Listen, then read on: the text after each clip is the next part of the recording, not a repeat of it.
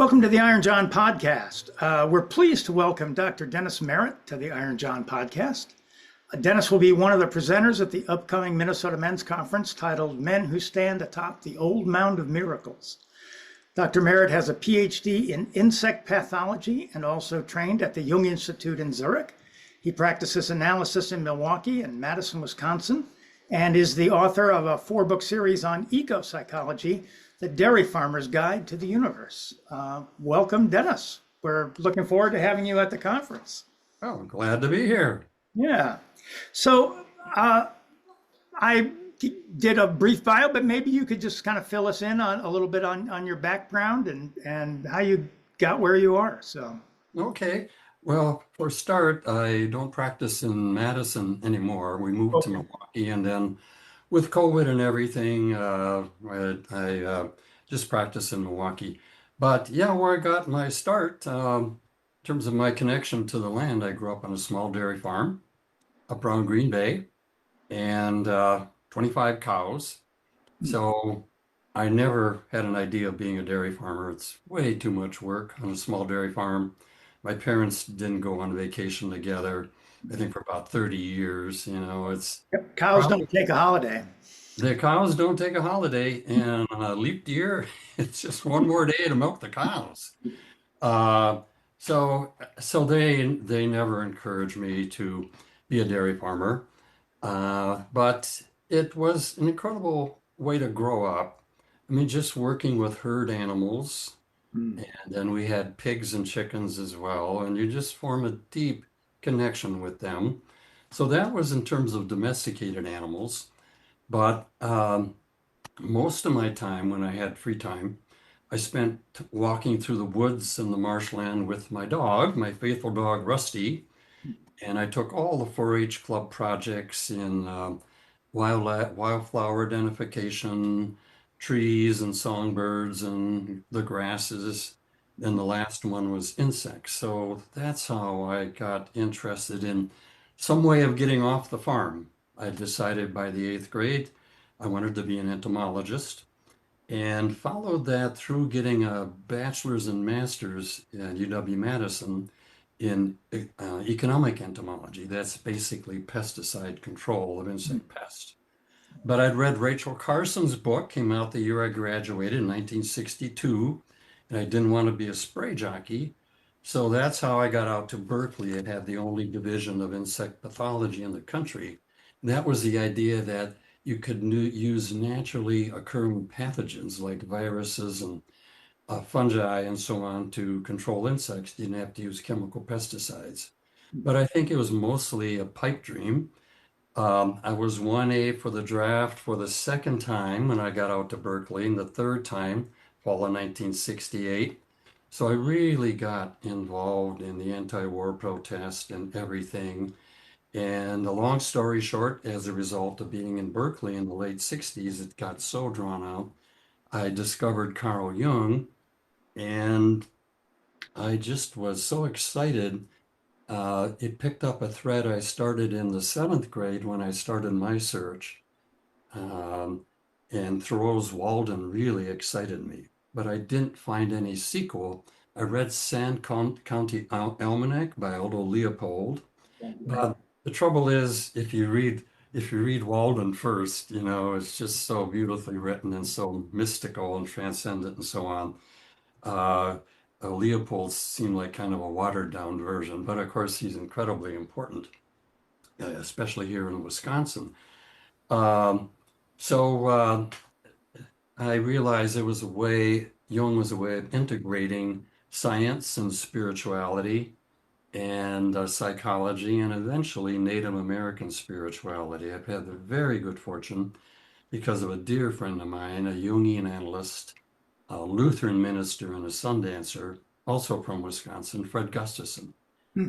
And it was his involvement with the Lakota Sioux on the Rosebud Reservation that I really had, as a white person, an incredibly good fortune of being able to do many sweat lodges, but also about 22 sun dances.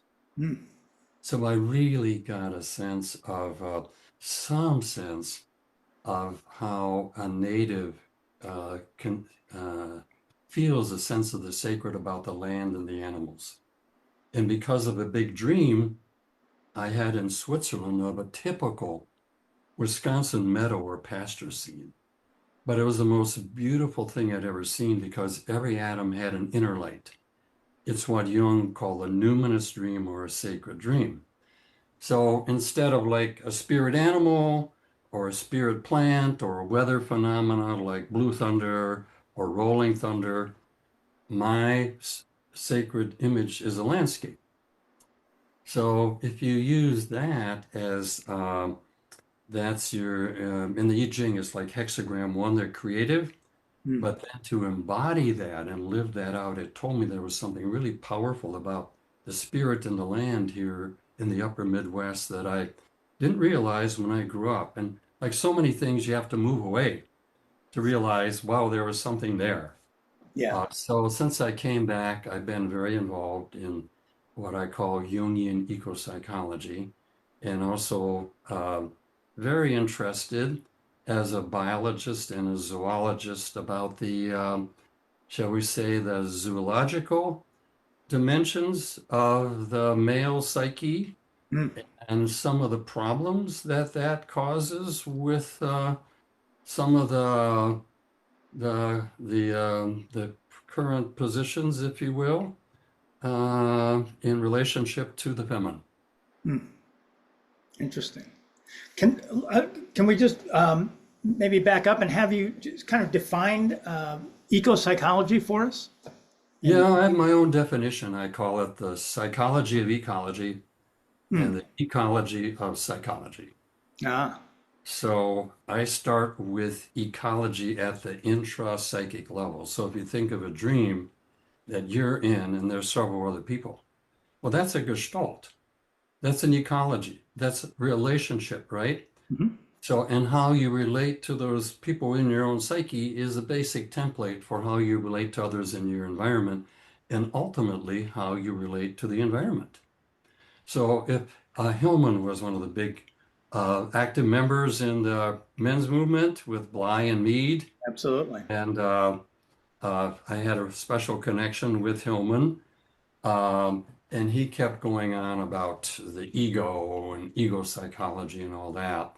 And he thought a better model for this psyche that I really uh, cottoned to was that it's more like a beehive or an ant's nest. Hmm. So you don't have any one thing in control. So I've just been very interested in some ecological ways of looking at humans and how modern culture has really cut us off from that ecological viewpoint. So, so in eco psychology is basically something didn't emerge about the mid 1990s. Study of our dysfunctional relationship with the environment and also ways of deepening in our connection. Mhm. And it kind of incorporates, I see it as deep ecology. Arne Nies, a Norwegian, and he said we have to go to the deepest level to find out what the problem is. And as a Jungian analyst, especially Zurich trained and what Hollis Going to the deepest level is your bread and butter, right? is the archetypal, you got it. That's right. And when you get to that level, it's really easy to move big pieces around.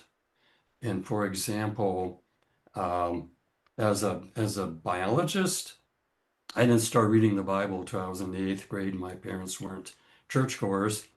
I couldn't believe Genesis, the story of Genesis, that the woman is plagued with the labor pains because she tempted Adam, you know? And as a biologist, it's like, whoa, the human female probably has the worst birth delivery of any species because of how we evolved, Yeah. and to turn that into some sinful situation. So to me, Christianity and Judeo-Christian tradition got off to a wrong start right there.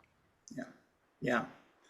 Yeah. We've been fortunate at the conference over the years to have some indigenous teachers, facilitators join us. Like Maladoma Somé was an African medicine man.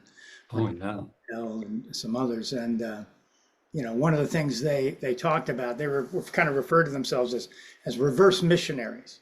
So the idea was to inculcate the kind of modern Western society to reestablish the indigenous in our consciousness, really, and which is, Yeah. I think, that very similar. It's a connected consciousness. It's a consciousness that does not remove the human being from the rest of the cosmos, right?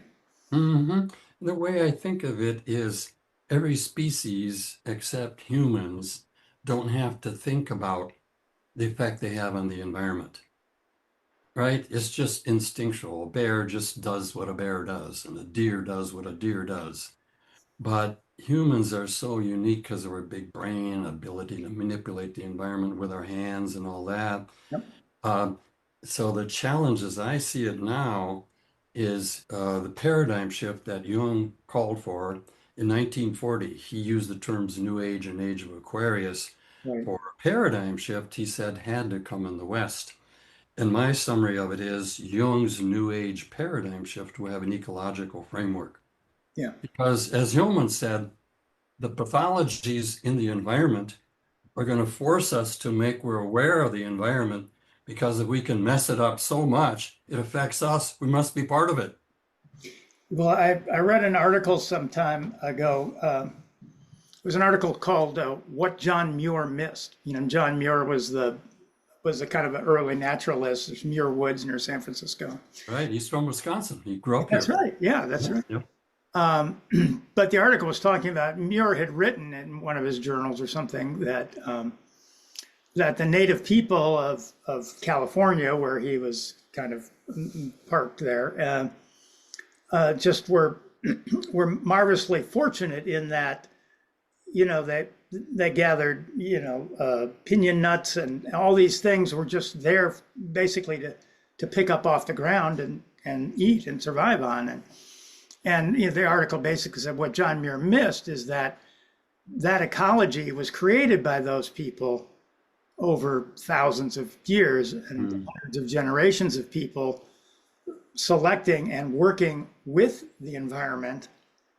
So, to a Westerner, it looked like this was wilderness, right? But it wasn't. It was a very carefully cultivated landscape, but the human beings had made it more abundant, more diverse, and more sustainable rather than less, which I think really is our ecological niche. We're a little bit like parrots in the jungle. They only eat about a tenth of the food they chew on, and it all falls down to the bottom, and other animals live on it. I think we're supposed to mess things up in order to make life more abundant.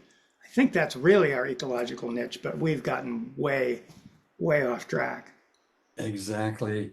And the one way I describe the paradigm shift is that we have to remake all of our systems, our educational systems, our spiritual systems, our economic systems, our psychological systems to reintegrate ourselves into the environment. And it's a problem in even in the Jungian world.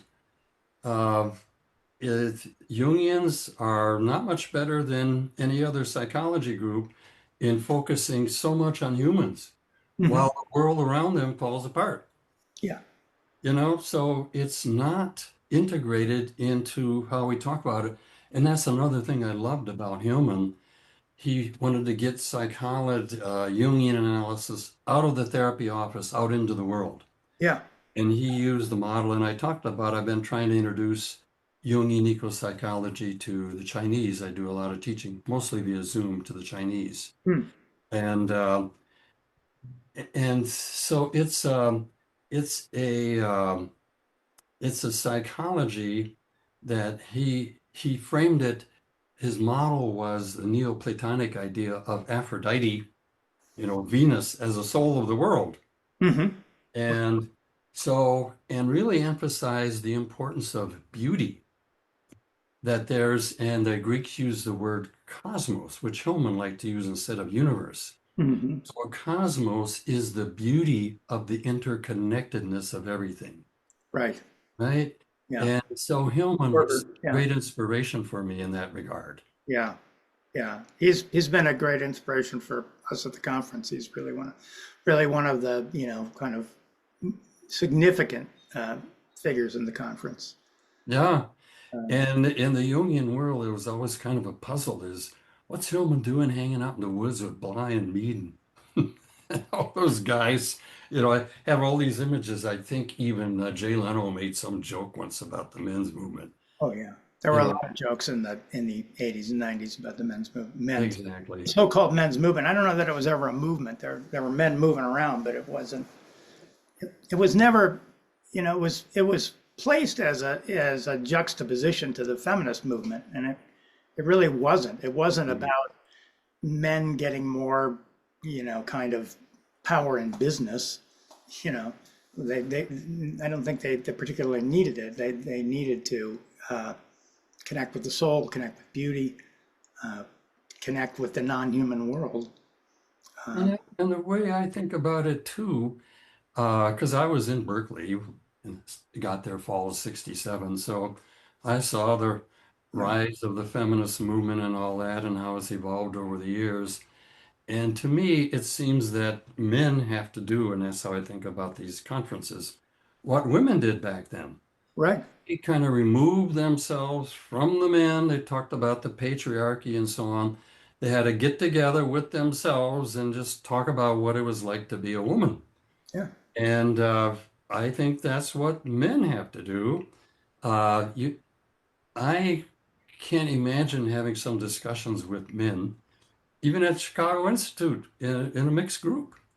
There's things that you have to kind of work out as men, what it is to be a man, and then you can hopefully go back and relate to some of these women. One of the ways I describe the problem is it seems that with some of the feminists, the problem is that men aren't women, you know? And I'm listening to a great series of podcasts on Point. About sometime in April, they had a series on men and the problem. And the first one was about seeing men as malfunctioning girls, seeing boys as malfunctioning girls. So with them, like the girls can do well in school in comparison to boys. So if doing well in school is your model, your standard, that's what boys get compared to instead of what is it about boys' basic nature that makes it more difficult to do well in school like girls do. It starts at that early and that fundamentalist stage. And that's what I want to be addressing at the conference. Hmm. Okay, good. We'll look forward to that. Um, do you see that in your practice with men about, I mean, there's been a lot written. Richard Reeves and others have been um, discussing, that men are in crisis or men are in trouble. I personally think, humanity is in crisis and in You trouble, know, we're part of the broader along with problem. a lot of other species, actually. But um, but has that shown up for you with Oh yeah, oh yeah, very definitely. That's why it's wonderful being an analyst when you can talk at deep levels about things. And even with my own son, he's 43 years old, and just some of the fundamental problems he's had in the workplace with some of the women and so on. No, I definitely see it in my practice. Yeah, yeah, And interesting. even with, some of the men who have been in Jungian training programs, some of the things they've run into with, some of the women instructors, et cetera. So it's pretty fundamental. Yeah, yeah, interesting. Hey, you mentioned working in China, and I know you do work with the I Ching. Can you Hmm. talk a little bit about, first of all, how you encountered the I Ching and what sort of work you do and how you apply that to imagination Ah. and analytic work? Well, I'm glad you asked that. Um, so I told you how I discovered Jung. It was like, where has this been all my life? I just took to it right away. Hmm.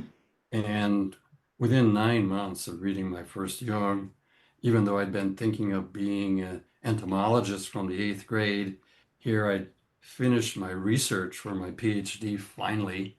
Mm, And then I discovered Jung, and within 9 months, I'm applying to train at the Jung Institute in Zurich. wow. And then, with no background at all in therapy, not been in any analysis and so on. So, pretty virginal there.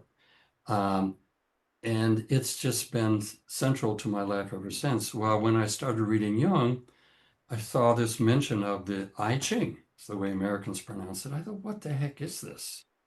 And so Berkeley, and so 70s, Jung was in the air. Mm, And as an example, the first Unitarian Society in Berkeley in July of 1975 had a week-long series of events to commemorate Jung's birth. wow. All right. And one of the last thing they did was they had a Presbyterian minister who'd given up his church in Oregon to come down to work with the street people in Berkeley. And one of the things he did was he helped those street people cast a hexagram. So he taught a day-long workshop on how to use the I Ching, the Yarrow stock method. Mm, One of my countercultural friends, if you will, uh, sold Yarrow stock, so I've never used coins. And I took to the Jing the same way I did with Jung. It's like, where has this been all my life? mm, So I've just felt this natural connection. And the thing about the I Ching, coming back to nature and men in a way, is it has both Taoist and Confucian roots. mhm, So Confucianism is more about the proper ceremonies and rituals and the different ways the levels of the hierarchy relate to each other. right. Taoism is just the opposite, right? It's like being in the moment and being in the reality of the moment and so on. So Taoism at its roots, and there's a wonderful translation that I like by David Hinton of Lao Tzu's Tao Te Ching. And in the introduction, he describes the Taoism and in that he defines what it is.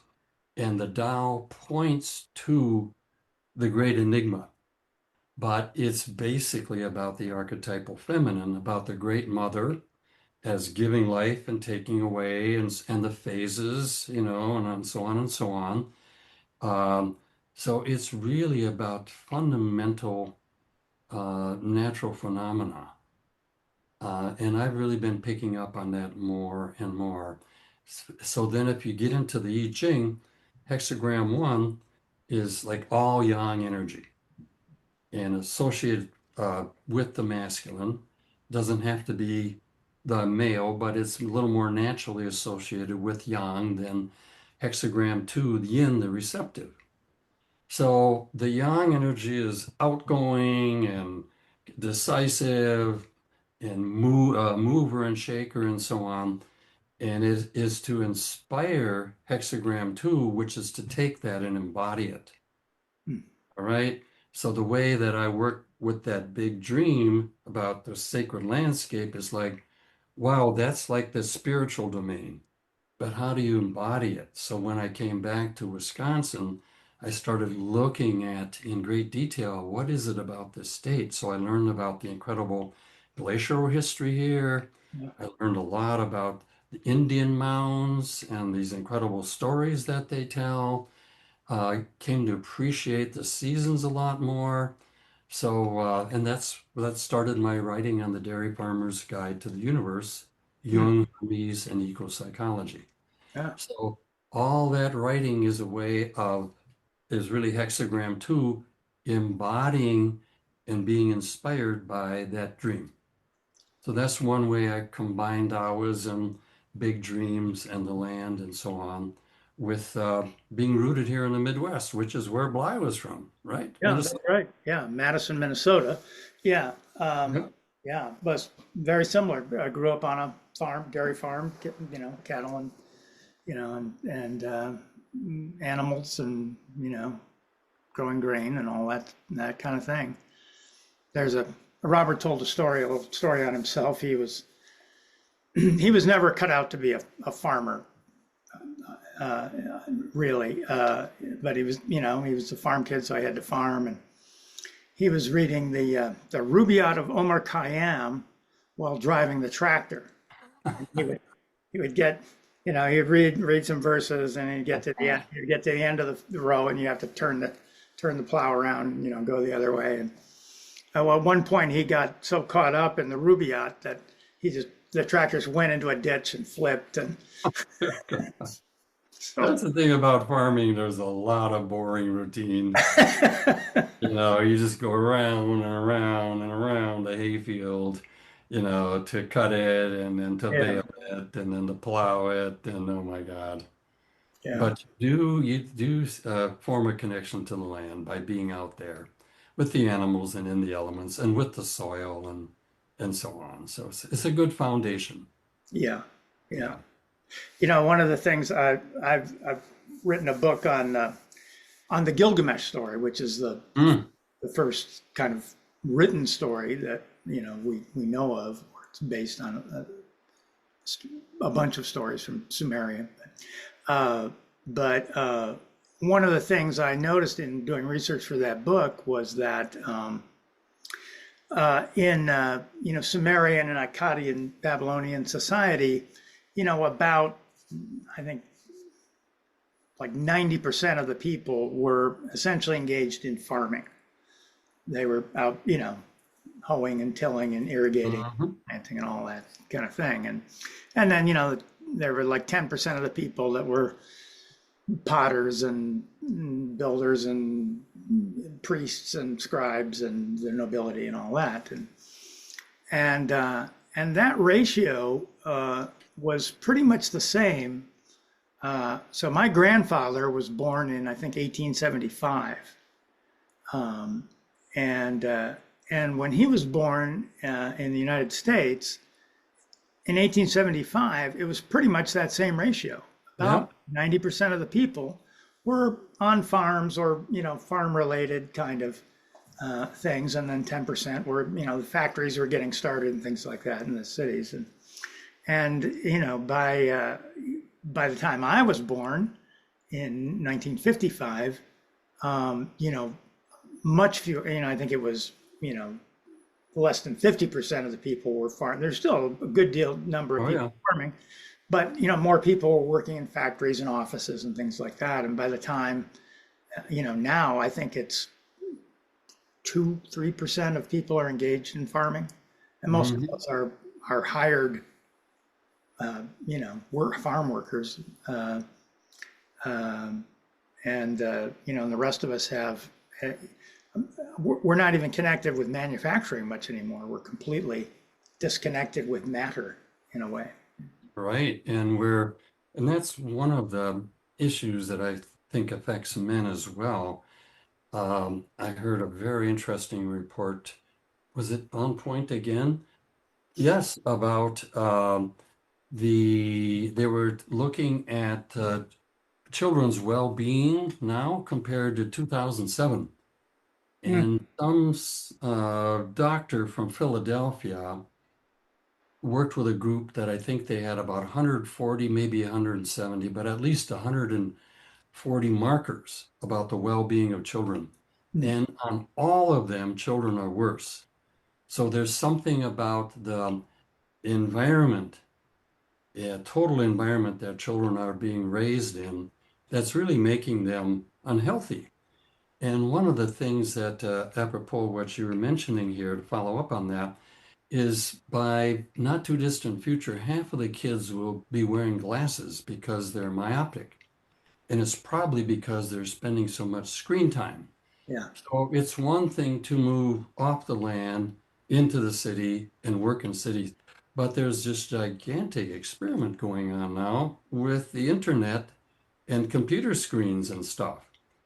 And the amount of depression and anxiety and so on, especially among young girls, and the percent of them that are thinking about suicide, I mean, it's pretty disturbing. yeah. Just in the, in the 1980s, 1990s, there wasn't no such thing as child suicide. That just really didn't happen. And it's yeah, it's there now for sure. Just the power of that. And I find it interesting to again thinking about men. Men are much more visually oriented and visually stimulated sexually than women are, and definitely more active type. Not all men, of course, there's always like a curve, Well, yeah, your typical average man, but there's overlap and so on. But say that the typical man in a whale is definitely more kind of active. And so these computer games are designed to keep you engaged, and just this continual activity and blowing things up and so on, I think is particularly a trap for men, probably more so than for women. mm, And it also reduces your attention span, yes, yeah, right? yeah, So I think that's one of the many ways, if we're looking at the difficulties for young men, to me, it's just one of the many, many factors that we should keep in mind. There's no one factor. no, I Yeah. I think that's right. I mean, one of the things we try to do at the conferences is slow everything down. I mean, Mhm. basically nothing is electronic. You're in the woods or out in. Probably no cell phones. Yeah, I mean, it's one of those things where we sort of put an inhibition rather than a prohibition on it Okay. because people are so connected. But certainly not cell phones while we're meeting together in community and things like that. If guys want to check in on their family later, that's fine. Sure. You But know, one yeah. of the models that I like to use is especially for men, is the Native American Vision Quest. Mm-hmm. And the way that I've been thinking about it, our species is about 300,000 years old. I mean, they're always Yeah. moving Right. dates around. But if you think of it, agriculture didn't start until about 10,000 years ago after the last ice age. For 290,000 of our 300,000 years, we were hunter-gatherers, We were. right? Yeah. Yeah. We were hunter-gatherers. So I think it's important to think about the significance of sexual dimorphism, the way our species evolved. So men being able to throw things better, have really good spatial orientation, being stronger and so on. Uh, there was a natural place, if you will.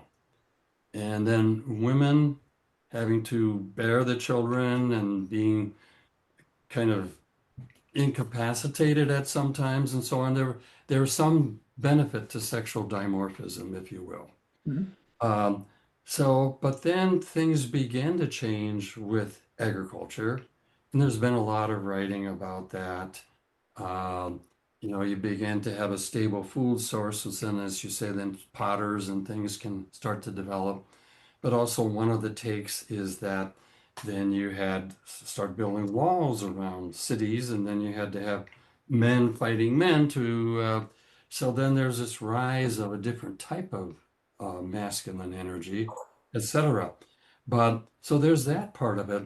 But the other part that I find so interesting, having done just a 2-day vision quest out on the Rosebud and participated in a lot of sweat lodges and sun dances, is the Native American Vision Quest. So as soon as the boy would hit puberty, testosterone starts to go. Then you have some kind of initiation. You were talking about Salome doing that. And in some of those African initiations, the young boys can die, Oh yeah. right? So it's a pretty high stakes game. Can you imagine in America if you were doing something in a men's weekend and some guy died? Just the legal ramifications. I mean, they came down hard on the Boy Scouts for stuff. You know what I mean? So what is it about a ceremony with a kid still pretty solidly attached to the mother, hits puberty, and probably every tribe had some ceremony, especially for young men, Oh yeah. right? So Yeah. what was that about? And the way I think of it is that you separate these men, you put them in these liminal spaces they're scared to death, and then that's when they have some kind of myth from the tribe, something from some sacred dimension that's a container on behalf of the whole tribe, or they have a vision quest for themselves and so on. And that's the extent you have to go through the channel that testosterone energy, right? So then when you end up with modern culture, and especially with, I think of a lot of inner city kids where the father's not in the home or whatever, you don't have a male model because there are no jobs like here in Milwaukee for the African Americans that were brought up from Mississippi to work in the manufacturing industries that all disappeared because of globalization, and then et cetera, et cetera. So you have these men without male models, you don't have initiations, and then where does that energy go? I mean, it's going to go somewhere. Yeah. So that's one of the things I think of, and the other is in terms of an ecological concept that if you have a spirit animal, all right, then you study that animal. Like if you're a Native American, let's say you had a vision quest and you realize your spirit animal was a standing bear. So it's not just bear, it's a standing bear. It's very particular. So like an image of your soul at its deepest level. So then you got to study that animal and then you dance it in the powwows and make this. But you're aware that bears don't rule the universe and bears are part of an ecology, Mhm. right? So you have somebody else whose animal might be howling wolf. So you're not any better than howling wolf. So there's just a whole ecological sense at a spiritual level that our species evolved with. When you think of the Vision Quest model for young men. And so that's a dimension I find very intriguing, and I like to reflect on that about what things can be done with especially young men to help recreate some of that. And I think some of that's probably done with the men's movement. I think that was the goal, or at least it was what was identified as what was missing. That there wasn't a tempering, that there wasn't an initiation, and that men were not becoming, moving into kind of a more sophisticated way of being. They were staying infantilized, if you will, Hmm. in a way caught caught attached to human society and not to something larger. So I think in initiation, you come out of the kind of nuclear family, right? As you're a teenager and you're kind of trying to separate, but of course you're terrified at the same time because you need to figure out how to live.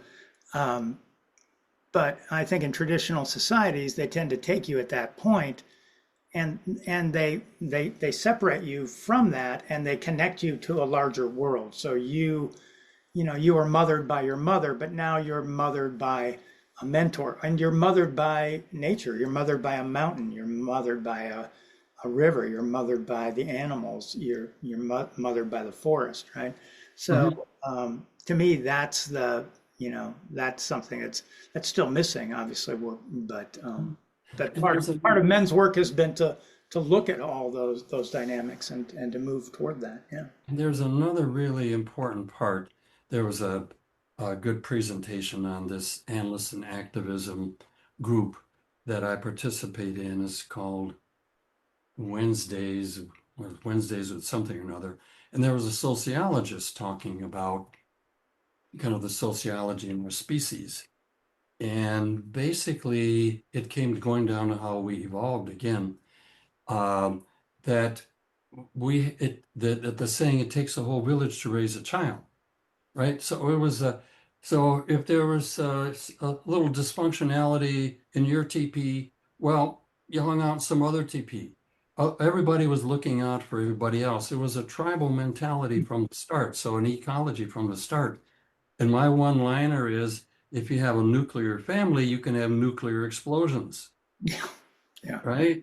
Um, And so there's a lot of pathology in rural areas. If you're off on a farm with just your family somewhere and there's some abuse going on, Yeah. physical, emotional, sexual, Yep. there are not a lot of people that know about that. No, that's But if you're in a tribe, pretty hard to hide it, yeah. right? So that's another element that I think makes modern life so difficult. I once heard an expression that if a young person can't feel the warmth of the village, they will burn it down. Yes, I heard that one recently too. You Yeah. got it. I like that one. Yeah, where does that they'll burn it down? Probably it's usually the men that are going to be burning it down. Yeah, I think that yeah, more so. Yeah, Yeah, you yeah. see more antisocial behavior among young men. More antisocial, but again, going back to testosterone, it's more about energy, right? And if you can't channel that energy, it can come out in high energy, destructive, fire-like forms. Well, biologically, um, young males especially, but young males in particular, are kind of expendable in the group, That's right? true. Yeah, We and got to admit that about ourselves. We're yeah, pretty and I expendable. think that's that to me that our expendability of men is part of masculine beauty in a way, because we are there to kind of be expendable, and I think young men are there to, put the top knot in their hair and say, anything that's coming at my village has to get through me, and that is a part of the masculine psyche, and yeah, not all young men make it, but they're not making it in this society either. That energy's coming out. It's just that they're, you know, smashing car windows and holding, Hmm. you know. But also, yeah, that energy coming out, if it can't find healthy forms, it'll come out in an unhealthy form, Yeah, in destructive forms. Yep. yeah, interesting. Well, Dennis, I think we've talked for a while. I just got to say, I'm really looking forward to having you at the conference and to seeing what you make of the things we do, and to having you join in, and maybe you can bring your yarrow sticks, and we Yeah, I was going to say, tying initiations back with Yarrow and so on, when my dear friend Fred, when his son uh, became a teenager, he and his son got together and talked about getting together men that they knew and trusted to do an initiation. yeah. So we got together. In fact, Bob Moore, who was still in training at Chicago Institute at the time, joined us for the weekend. Oh, right, He wrote The King, the Warrior, and the Magician and right, Love. right. Yeah, he was at our conference several And times. so we got together in a cabin in a woods in Wisconsin. And so on Friday night, we men talked about what we could do. We are each contributed something to the weekend. And it was really powerful. There was mask making and everything. And the last thing was what I contributed. I had the group of men do a reading from the I Ching. We all participated with the Arrowstock method to generating a hexagram. Hmm. And we got an archetypally relevant hexagram as the revolution, about molting, about significant change. And what was interesting is I think to a man, we felt more initiated probably than Fred's son. We hadn't experienced anything like that. Just to get together and talk about men and our problems, and most of us were with difficulties with our fathers. Yeah, I mean, it was so healing, yeah, so that has been a model. And yes, one thing I wanted to say that if there's some way that I could encourage the men to try to watch two movies, because I'm going to be basing a lot of my presentation on these two movies. One is called Men, and another was called Barbie. And I'm going to look at them archetypally.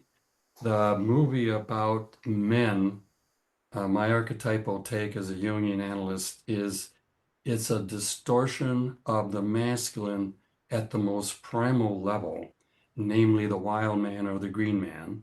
That comes out at the end of the movie. And in Barbie, it's all the stuff that women have had trouble with and so on, very legitimate. Um, and then men just look like a bunch of, patriarchal jerks, etc. But at the end, she's checking into her gynecologist. And the way I presented two fairy tales in China in some detail, and it's on my blog, jungianecopsychology.com. So I did Iron John and Cinderella. And in both of them, I made the point that your start and your anchor is with your genitalia, Hmm. right? So the men have to be anchored in their phallic energy. Women have to be anchored in their with their vulva. And so the Barbie movie ended where they should start now. So okay, identify with that, then let's process that, and we go forward from that. So I'm hoping men can watch it. I'm going to be talking about it, and I'm hoping we can have some discussion then about how the individual men responded to that. All right. Well, we'll look forward to that, Dennis. Thank I you. look forward to being up there and being up in Minnesota. I like it. So Sounds good. good. Well, we will see you in person in October, and thank you for joining us on the Iron Gen podcast. And you want to give the dates again for the conference? Yes, October 7th through 12th. Okay, good. Well, thanks for the interview, and I'll see you in Minnesota. All right. Thank you.